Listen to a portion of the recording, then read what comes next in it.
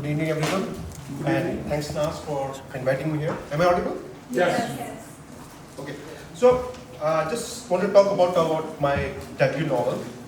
The title is "And a Leader is Born." It is published in the month of December last year, and it talks about a leader.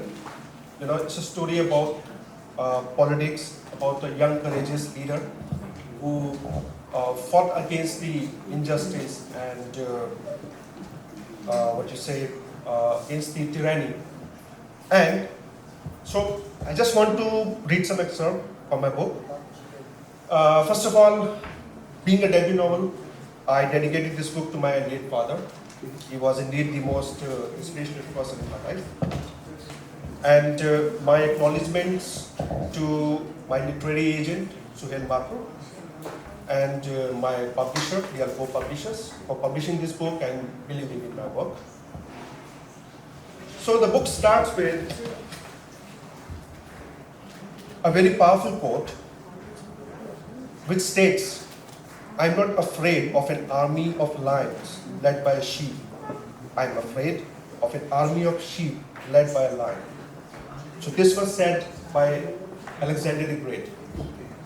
And this perfectly resonates with the essence of this story of the book, because the leader in this book is actually leading an army of underprivileged and leading them to fight against the inequality and injustice. So I'm just going to read some part of the first chapter. The title of this chapter is A Dream. So it starts like, Inqilab Zindabad, Inqilab Zindabad, Jai Hind, Jai Hind. So these two revolutionary slogans echoed in the surroundings by the thundering sound of a large crowd marching towards the rally ground.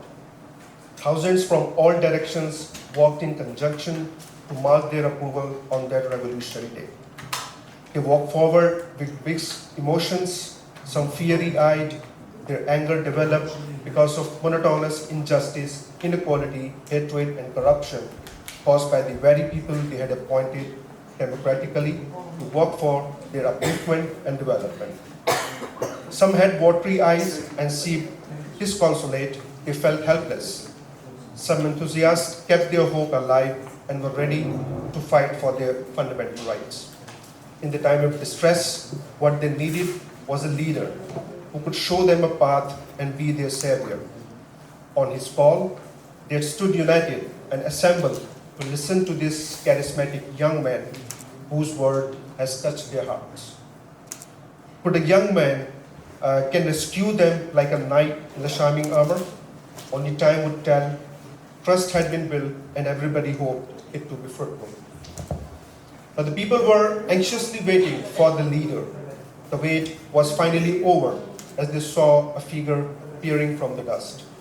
The angel-faced leader stood in front of their eyes. He was followed by his companions, for whom he was a messiah, a liberator, and a believer of truth. A 6-foot-tall, handsome man with broad shoulders and sharp green eyes entered the arena. His walk was brisk. After a few moments, he stood below the circular path upon which the tricolor was hoisted. He first untied the knot of the rope, which unfurled the flag and made it flutter in the air.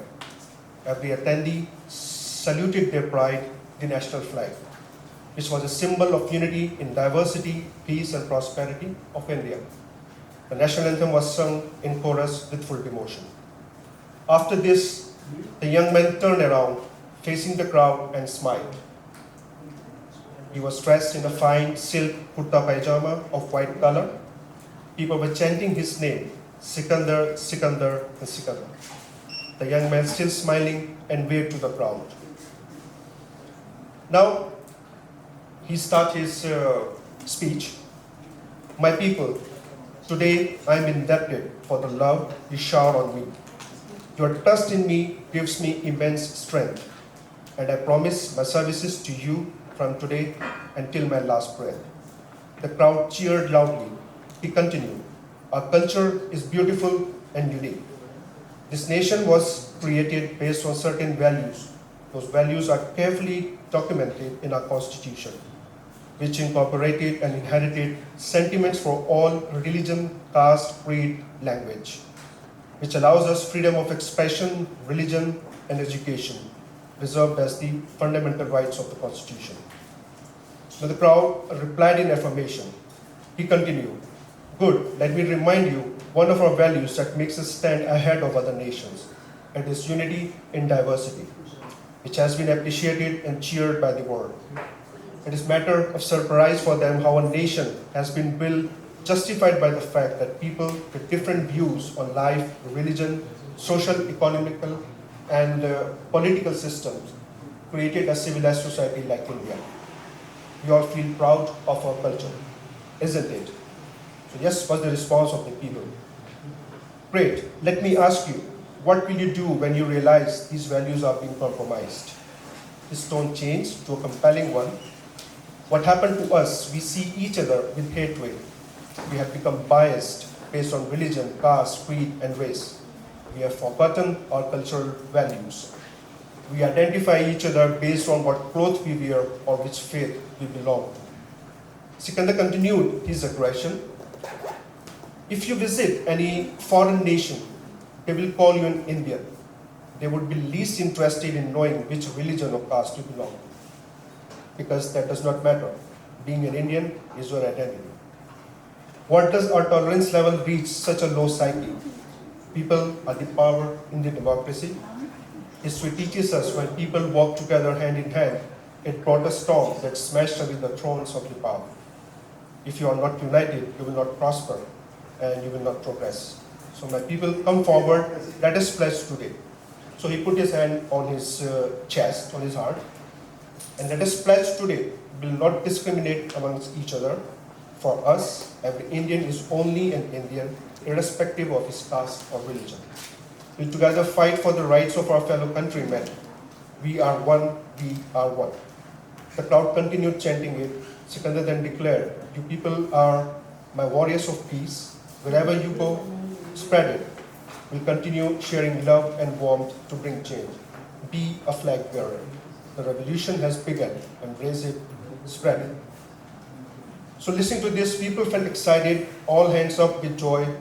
Someone touched their souls and set them free to fly higher and higher. Suddenly a storm of dust came and engulfed them. It became dark and nobody could be seen. And then all disappeared momentarily. Just one more minute. Sikandar heard a third thumping sound as if someone was calling his name.